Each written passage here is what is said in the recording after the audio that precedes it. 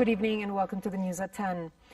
His Majesty King Abdullah and Visiting Commissioner for European Neighbourhood Policy and Enlargement Negotiations, Johannes Hahn, discussed the strategic partnership between Jordan and the European Union, ways to enhance it, and current regional developments. The King and the EU official also discussed opportunities to benefit from the simplified rules of origin agreement to increase Jordan's exports to European markets.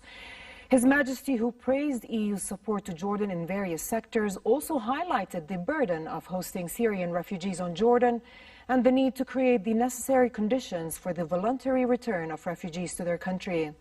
The two also reviewed developments in the Palestinian-Israeli peace process, with the King highlighting the need to step up efforts to reach a lasting peace based on the two-state solution. On UNRWA, His Majesty said further efforts are needed to support the agency so it can continue its work. The King and the EU official also stressed the need to reach political solutions to Mideast crises, particularly in Syria. Prime Minister Omar al-Razzaz also met with the Commissioner for European Neighbourhood Policy and Enlargement Negotiations, Johannes Hahn. Razzaz told Hahn that Jordan is stepping up efforts to boost its economy, increase growth and attract investment. He also reviewed mega projects that Jordan is undertaking, including the Red Dead Canal, which the kingdom, he pointed out, would largely depend on for water desalination, adding that the project was also vital to maintain the Dead Sea water levels. Discussions between Minister of Foreign Affairs and Expatriates Ayman al-Safadi and the European official also tackled means of enhancing economic investment and development cooperation. They also discussed regional developments, including the Palestinian-Israeli peace process, UNRWA and Syria. Safadi thanked the EU for its continued support to UNRWA and highlighted the EU's key role in co-sponsoring the conference on mobilizing financial and political support to UNRWA, which was organized by the Kingdom on the sidelines of the UN General Assembly.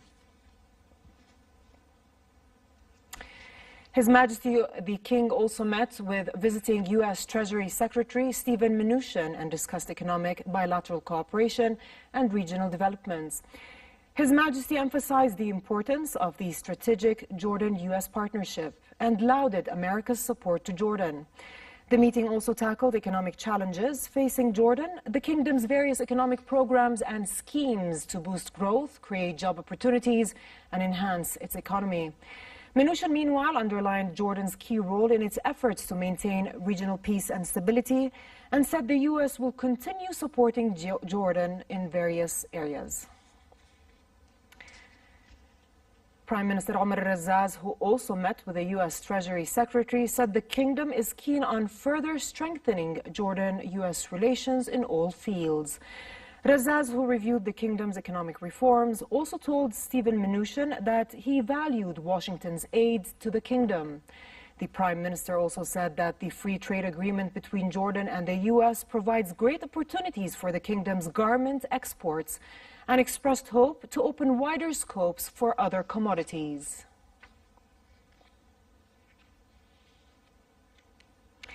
The Cabinet decided to transfer the budget of an additional 12 independent bodies and institutions from the governmental unit's budget to the general budget. This brings the total number of independent institutions and bodies transferring their budgets to 29. During its weekly session, the Cabinet also approved abolishing the Ministry of Public Sector Development's 2018 administrative system, as the ministry was recently cancelled. The Cabinet also approved reasons for the draft law amending the 2018 customs law. Local reactions continue to pour in over the kingdom's cancellation of the Jordanian-Israeli peace treaty annexes on Baqura and Al-Ghamr. The Upper House of Parliament commended His Majesty's decision and affirmed King Abdullah's wise policies and courageous decisions that strengthen national sovereignty. The decision, it said, serves the interests of Jordanians. Academics and public figures also welcomed His Majesty's decision to terminate the peace treaty annexes. Her Majesty Queen Rania met with new recipients of the Al-Aman Fund for the Future of Orphans Educational Scholarship Program at the Bsharat Golf Club. Queen Rania addressed the 146 scholarship recipients for the current academic year, explaining to them that their choices and actions are what define them as they embark on this new journey. At the orientation, Her Majesty joined students in a training workshop entitled 6 Thinking Hats and participated in another that was entitled Bridge Building. Al-Aman Fund for the Future of Orphans aims to provide young orphans with opportunities to obtain higher education or university degrees, attend community college, or receive vocational training. It is an initiative of the Queen Rania Foundation for Education and Development.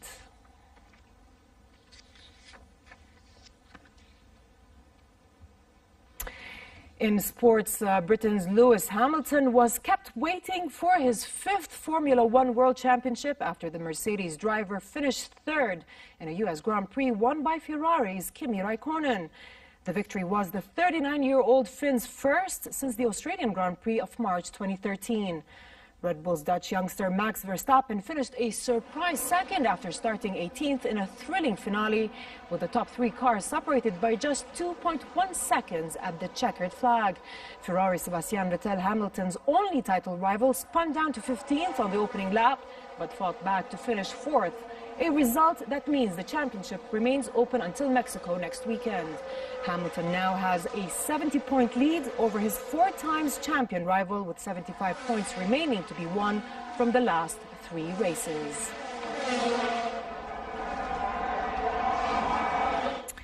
And finally, the weather outlook.